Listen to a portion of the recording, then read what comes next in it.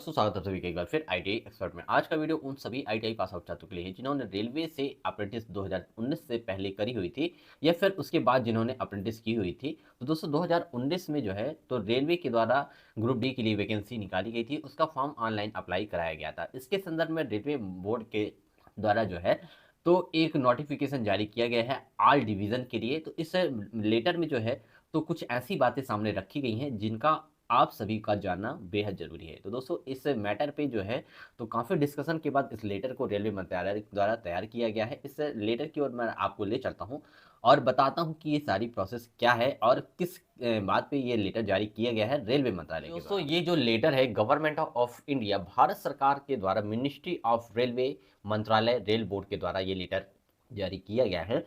इसमें देखिए लेटर जो जारी करने की डेट है तो 1 नवंबर 2023 को ये लेटर जारी किया गया है। The general manager all India railways के लिए ये जो है ऑल डिवीजन के ये जो लेटर ये जारी किया गया है। इसका जो सब्जेक्ट है, सब्जेक्ट में देखिए बताया गया है कि requirement against horizontal reservation of railway course. तो इसमें जो है तो हॉरिजॉन्टल कैटेगरी के अकॉर्डिंग जो रिजर्वेशन रखा गया है। Complete act apprentice level 01 post against CENRRC 01/2019। ठीक है।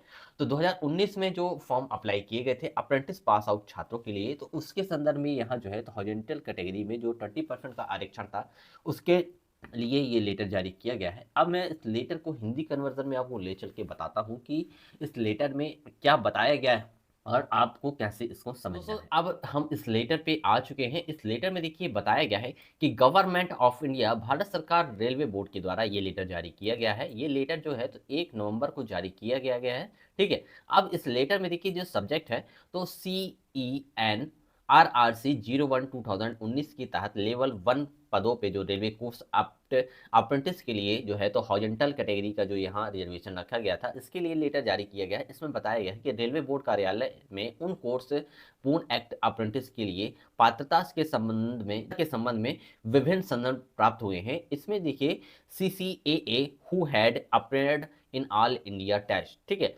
तो जो छात्र AITT एग्जामिनेशन में जो छात्र जो है तो बाद में पास आउट हुए हैं तो उन छात्रों को जो है तो इसमें आरक्षण दिया जाना चाहिए या नहीं दिया जाना चाहिए, इसके संदर्भ में ये लेटर जारी किया गया है। इसमें देखिए बताया गया है कि इस कार्यालय के मामले में नए सिरे से जांच की गई है। हालांकि यह देखा गया है कि अधिसूचना CENRRC 01/2019 में यह पहले से निर्धारित किया गया था कि उम्मीदवारों को फॉर्म भरते समय यह सुनिश्चित करना चाहिए कि उनके पास ऑनलाइन पंजीकरण की अंतिम तिथि तक पद के लिए निर्धारित सभी पात्रता व शर्तें हैं कि नहीं है। क्योंकि देखिए अब जो इस समय रेलवे रिक्वायरमेंट बोर्ड का जो इस समय का नियम है तो उसमें देखिए यदि आपने रेलवे से अप्रेंटिस की है, ITI आपने करी हुई है तो आपको यहाँ जो है तो इसका बेनिफिट्स मिल रहा है। आपको यहाँ जो है तो आपके लिए कुछ सीटें रिजर्व रखी जाती हैं। ठीक है। लेकिन उस समय ऐसी कोई भी पात्रता नहीं थी। ठीक है। तो उन छात्रों के द्वारा जो है तो समय समय पे मांग उठाई जा रही थी कि इस चीज़ की जो है तो पात्रता मिलनी चाहिए। तो इसमें देखिए बताया गया है कि उम्मीदवारों को फॉर्म भरते समय यह सुनिश्चित करना चाहिए था कि उनके पास ऑनलाइन पंजीकरण की अंतिम तिथि तक पद के लिए निर्धारित सभी पात्रता शर्तें पूरी हैं या नहीं हैं। 12 अप्रैल 2019 तक यह भी निर्धारित किया गया था कि एक उम्मीदवार को एक्ट अप्रेंटिसशिप प्रशिक्षण पूरा करने वाला माना जाएगा यदि वह ऑनलाइन आवेदन पंजीकरण की अंतिम तिथि यानी 12 अप्रैल 2019 को उससे पहले NCVT परीक्षा में उपस्थित हुआ है। केवल ऐसे उम्मीदवार जो उपरोक्त शर्तों को पूरा करते हैं ये उम्मीदवारों को दिए गए प्रावधानों और छूटों का लाभ उठाने के लिए पात्र बनाया गया था। ठीक है। तो देखिए इस लेटर में जो है तो उस समय जो वैकेंसी निकाली गई थी उस वैकेंसी के संदर्भ में ये लेटर जारी किया गया है। ठीक है। इसमें देखिए उपरोक्त शर्तें बोर्ड के पत्र जो संख्या है 11/2016 RR108 दिनांक 21/6/2016 के अनुबंध के जो पैरामीटर्स हैं तो इनमें निहित विषय पर नीति प्रावधान के अनुरूप थी, इसलिए इस स्तर पर अधिसूचित शर्तों को कोई बदलाव छोड़ देना संभव नहीं पाया गया।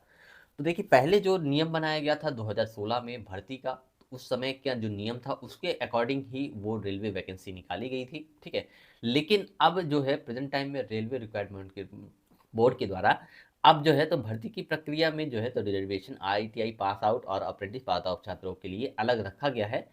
तो उन छात्रों का जो है तो अब उस समय के पास आउट छात्रों का जो है तो उनकी माँग की जा रही है कि उनको अब जो नियम चल रहा है उसके बेनिफिट्स दिए जाएँ, ठीक है? तो दोस्तों फिर से इसके लिए जाँच का जो है तो नए सिरे से जाँच की जाएगी और उसके बाद इसका निष्कर्ष निकाला जाएगा। तो दोस्तों यदि आप सभी सहमत हैं इस बात से तो आप इस वीडियो को लाइक करिए, इस वीडियो को लाइक करिए। हम यहाँ से एक लेटर लिखेंगे रेलवे मंत्रालय बोर्ड के लिए, ठीक है? और उसमें आप सभी की बातों को रखा जाएगा, ठीक है? तो आई होप आज का जो वीडियो है आप सभी को काफ़ी ज़्यादा पसंद आया होगा। तो वीडियो को लाइक एंड चैनल को सब्सक्राइब करना मत भूलिएगा। तो मिलता हूँ एक नई जानकारी के साथ एक नए वीडियो में, तब तक के लिए जय हिंद दोस्तों।